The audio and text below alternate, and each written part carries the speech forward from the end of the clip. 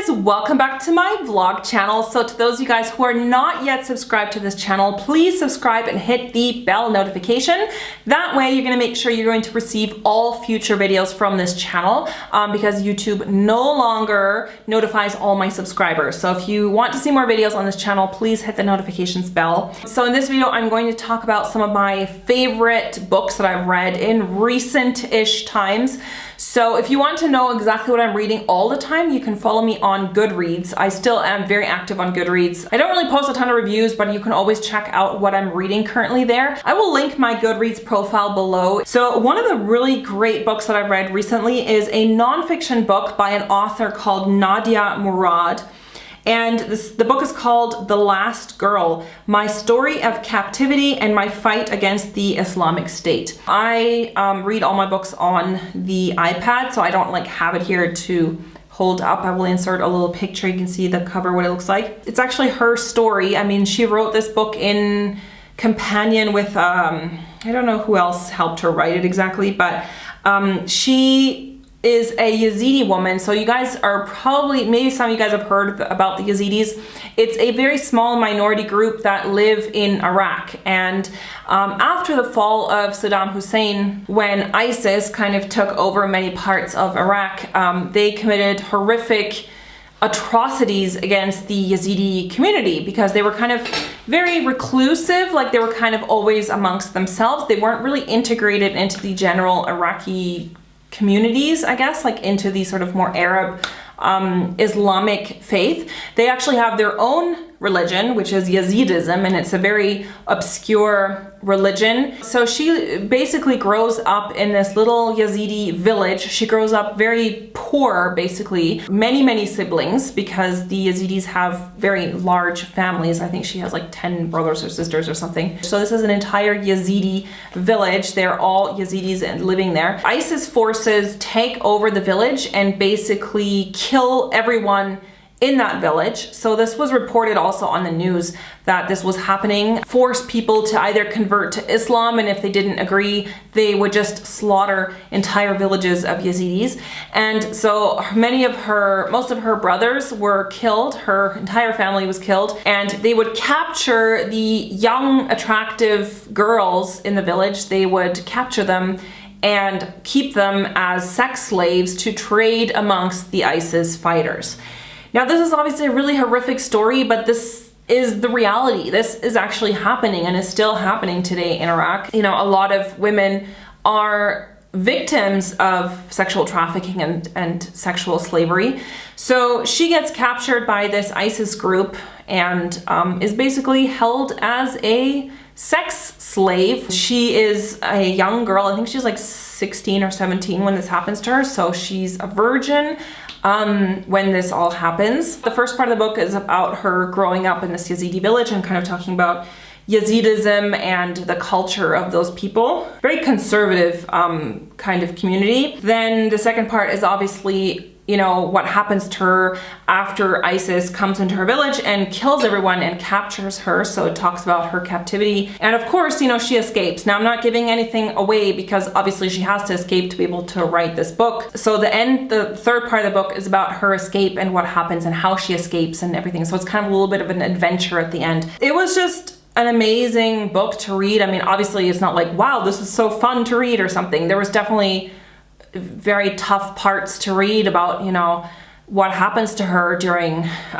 this sexual slavery. You know, she's raped and just passed around between the various ISIS groups. She's sold on a slavery market, like a slave market, basically. So it's tough to read at times, but it's just an incredible story, and it's just an incredible story of human resilience and of her own bravery. She's actually quite active now in activism, like about Yazidism. Like I think she lives in London now or something, and is very vocal about these crimes against humanity, crimes against young women. And, you know, she has spoken in front of the UN about these things that have happened to her and stuff. So she's become a very strong activist. I would definitely recommend reading this book if you like nonfiction and if you are interested in women's issues. This was one that I really did enjoy. All right, another book that I read fairly recently that I really enjoyed is called Dark Matter, and the author is Blake Crouch. Now this is going to be a very vague description of it because this is a book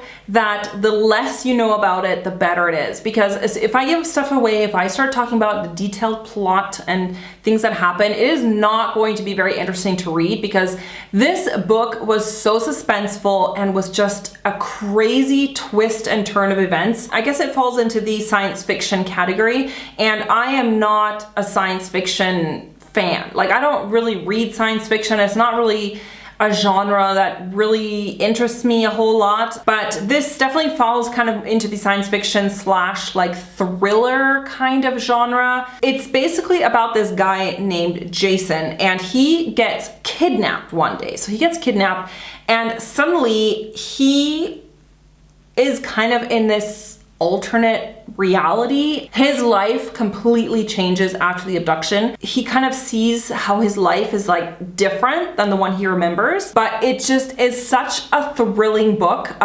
If you're interested in like alternate reality and just like a brain fuck, I don't really know how else to say that.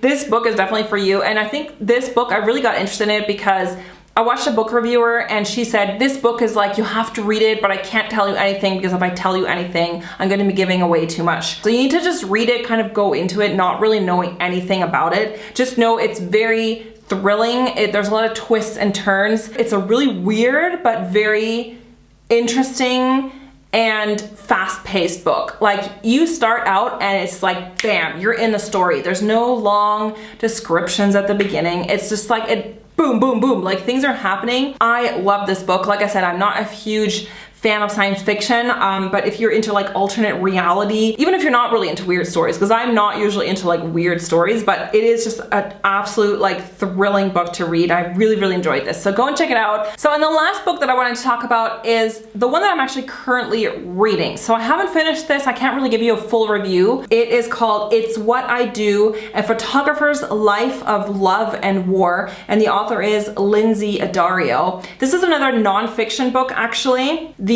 life and story behind Lynsey Addario. So Lynsey Addario is like an award-winning photojournalist. Probably you haven't like heard of her, you know, it's you photographers, you don't really know what they look like. They're always behind the lens, but you've probably seen a lot of her images. If you read any kind of newspaper to do with war or like, you know, things happening around the world, current events, then you probably have seen at least one of her pictures. I think she actually worked for the New York Times. Like I said, I just started it, but so she is a very accomplished photojournalist, but she started out really small. She basically started with nothing. She just started out with her own Nikon camera, started taking photos. So when she starts out, she just has a love of traveling. So she travels around the world at a very young age and just takes pictures and starts to sell some of those pictures, and then starts to kind of build her career as an actual photojournalist and starts to work for bigger newspapers and stuff. Yeah, basically she just talks about her life as a photojournalist, especially as a war correspondent. So she goes to these really crazy war-torn areas. You know, she worked in Afghanistan, she worked in Libya, I think Iraq, very scary places, very dangerous places to visit. I think she has been kidnapped twice while on the job, and I just started, and it's honestly such a page turner. I am just really fascinated with people who do those kinds of jobs because I don't think they're very well-paying jobs. I don't think a photojournalist is going to get super rich doing that kind of work. I think people who are photojournalists and war correspondents, they do it because they're passionate about what they do. They're passionate about bringing injustices to light and, you know, reporting on these atrocities that are happening. Yeah, so she talks about her life, and so I'm kind of still at the beginning. I haven't finished the book, like I said, but it has been really interesting so far. It's been an absolute page turner. Like last night I was like, oh, I'll read half an hour, and then I was reading for like 3 hours, for 3 hours straight. I think I will read this very quickly. I find it very interesting just because it's a mix of travel, her as a person, like who is this person who does this kind of work, and then there's also a lot of pictures pictures in the book. I'm reading it on my iPad and I do have the pictures, so you have to check your version.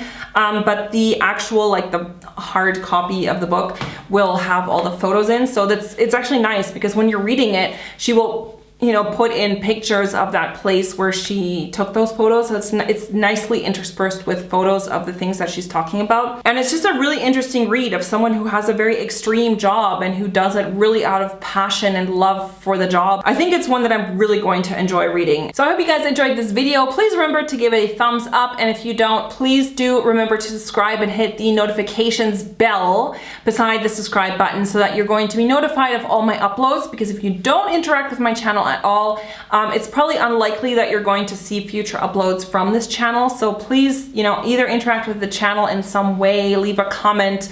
I love reading your comments, or hit the notifications bell so that you do get notified. And I will see you guys in the next video. Bye everyone.